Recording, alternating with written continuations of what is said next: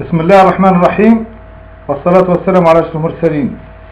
من أجل ذلك كتبنا على بني إسرائيل أنه من قتل نفسا بغير نفس أو فساد في الأرض فكأنما قتل الناس جميعا، ومن أحياها فكأنما أحيا الناس جميعا. ولقد جاءتكم رسلنا بالبينات ثم إن كثيرا منهم بعد ذلك في الأرض لمسرفون. أيها المواطنون، أيها التونسيات والتونسيون، اليوم بلغني خبر وفاة المناضل شكري بالعيد، هذا الرجل الذي قدم لتونس الكثير، والذي التزم بحدود الوطن، والذي دافع عن حياض الوطن في حين أهانه الآخرون. هذا الرجل وجه من الوجوه البارزة في تونس في المشهد السياسي وفي المشهد النضالي، ولا أحد ينكر تاريخه. هذا الرجل لم أسمعه يوما ينطق كلمة الكفر، ولا أستطيع أن أحكم على كونه مسلما أو غير مسلم، ولكننا نحكم بالظاهر والله يتولى السرار. هذا الرجل منذ أسبوع كان يقول نحن نطالب بالإسلام التونسي، الإسلام الزيتوني السمح. سمعت هذا الكلام لأذني هاتين.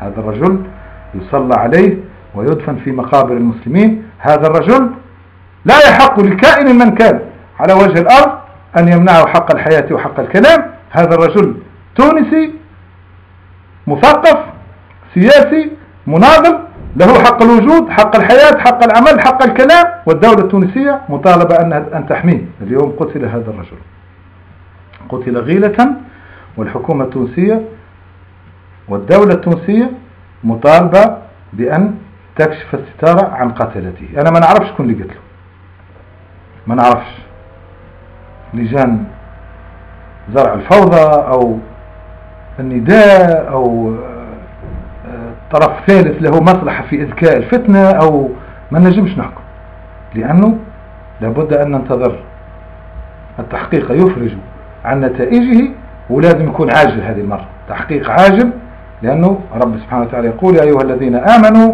إذا جاءكم فاسق بنبأ فتبينوا أن تصيبوا قوما بجهالة فتصبحوا على ما فعلتم نادمين.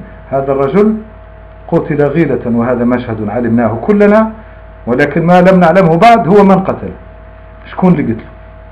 إذا كان قتلوه لجان حماية الفوضى يجب أن يحاكموا جميعا على بكرة أبيهم اسما في شخصه هو، لأنه من قتل من أهله شخص فرد من حقه أن يطالب بدمه وأن لا يوغل في القتل.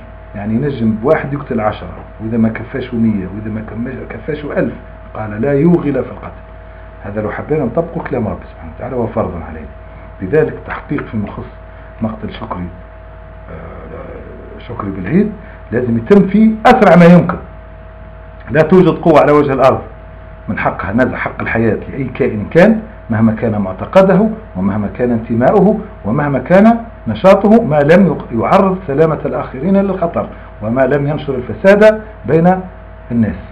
هذا الرجل تكلم بلغة قد أرفضها أنا وقد يرفضها الآخرون وقد يرفضها غيري، ولكن يقبلها غيرنا جميعا ويتعامل بها ويتفاعل معها. حقه موجود ومضمون ومكفول في أن يتكلم ويعبر عن نفسه هو أمثاله.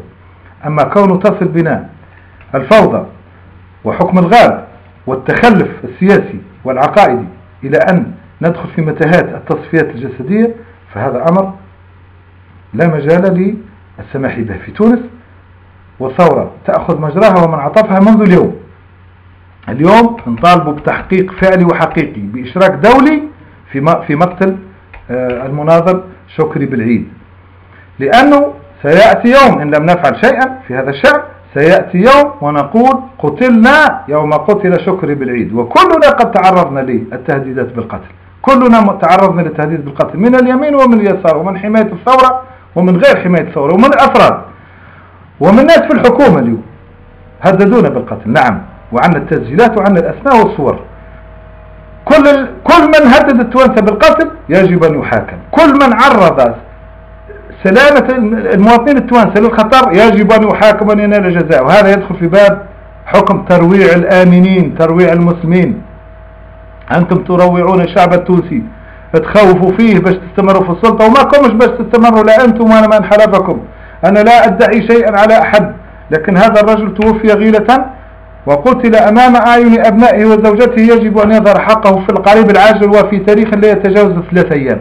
لو حبيتوا باش تطلعوا الحقيقة تنجموا تطلعوها، وقت اللي حاجتكم بالسلفيين باش تجيبوهم من أعماق الأرض جيبوهم في خلال 24 ساعة، لأن أمام أمريكا كلفتكم بذلك.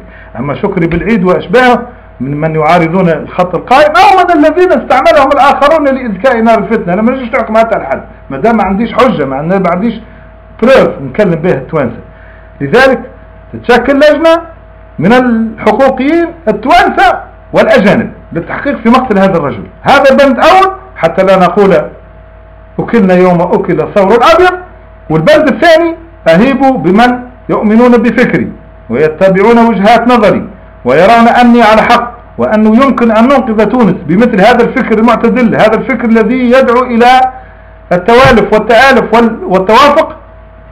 أول حاجة يعملوها النشطاء منهم الشباب يسموا موقع من أحسن المواقع على الانترنت يسميوه المرشحون للقتل في تونس، ننشر فيه جميع من تعرضوا للتهديد بالقتل، كلهم، صورهم، مهنهم، أين يعملون وكيف يعملون وما علاقتهم بالتهم وبالتهديدات التي أطلقت ضدهم ومطلقيها، صورهم وأين يعملون ومن هم ولماذا يفعلون هذا الشيء ولماذا يهددون الناس.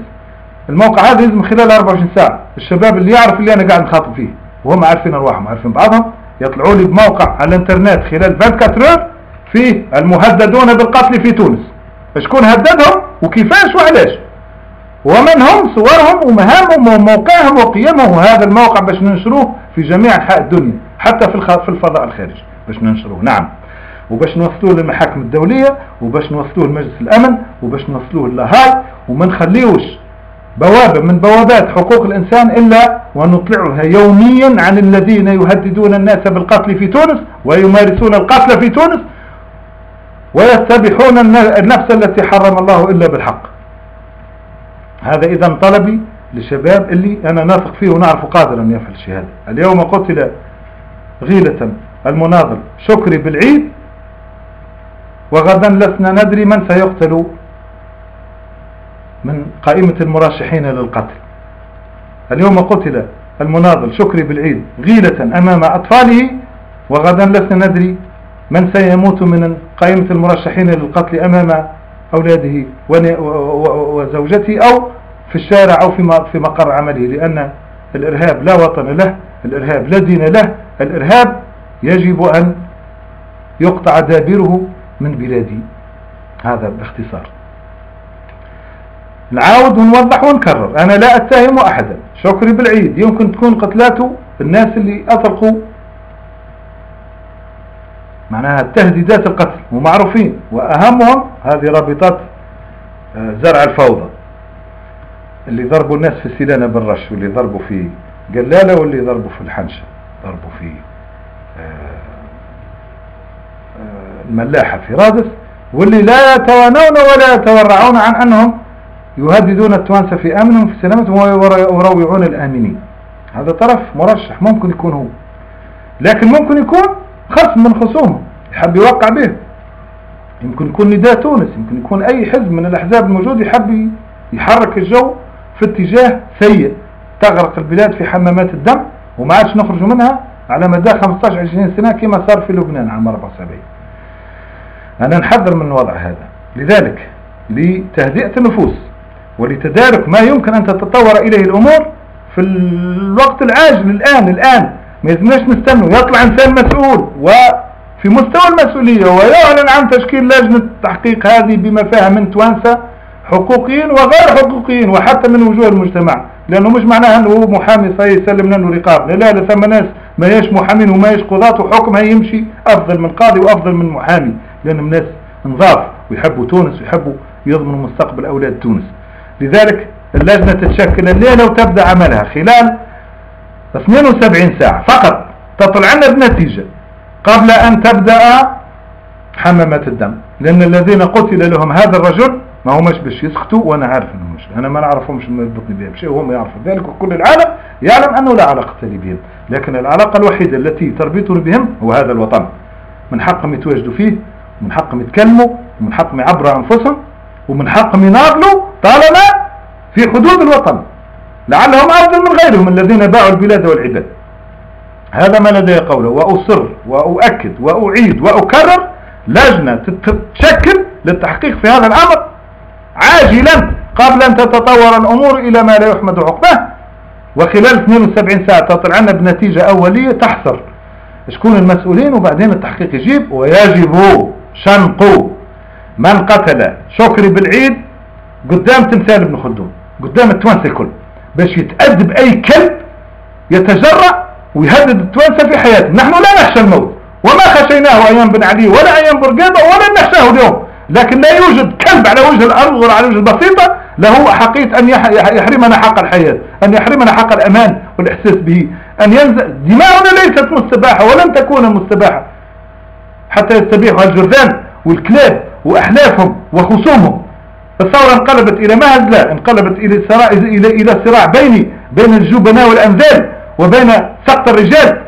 يلزم تنتهي المسرحية هذه، والشعب التونسي لازم يفيق على نفسه، لأنهم يستدرجوا فيه إلى الدمار. يا توانسة فيقوا، قاعدين يستدرجوكم هؤلاء أحزاب بوكريسي هذا، قاعدين يستدرجوكم إلى الدمار باش يدخلوكم في متاهة متاع فعل ورد فعل لن تخرجوا منها بعد 30 سنة، باش تلقوا بلادكم حرب، تلقوها حرب قاعا صفصفة. البلاد الباهية الجميلة هذه اللي نفتخروا بها في كل مكان باش تلقوها حرف، ما تلقوا في حد شيء بسبب هؤلاء الأنذال، هؤلاء الكلاب اللي ما يهمهمش لما يجي مثال يعمل مصيبة باش يحرض على الفتنة، باش يطلع هو المستفيد يشد السلطة. وش هي السلطة في النهاية؟ ماذا تساوي أمام أرواح الناس؟ لجنة تتشكل في العاجل من اللحظات للنظر في وفاة وفي مقتل وفي اغتيال المناضل شكري بالعيد، وتخرج نتيجتها خلال 72 ساعة. سنطالب التوانسة بالتزام الهدوء والتزام الصمت 72 ساعة فقط، 72 ساعة وبعدها فليأتي الطوفان إذا كان ما ثمش نتيجة. هذا ما عندي قوله اليوم، وإلى الأمام وثورة مستمرة، وحتما سننتصر. مات شكري بالعيد ويموت نص التوانسة ورغم ذلك سننتصر.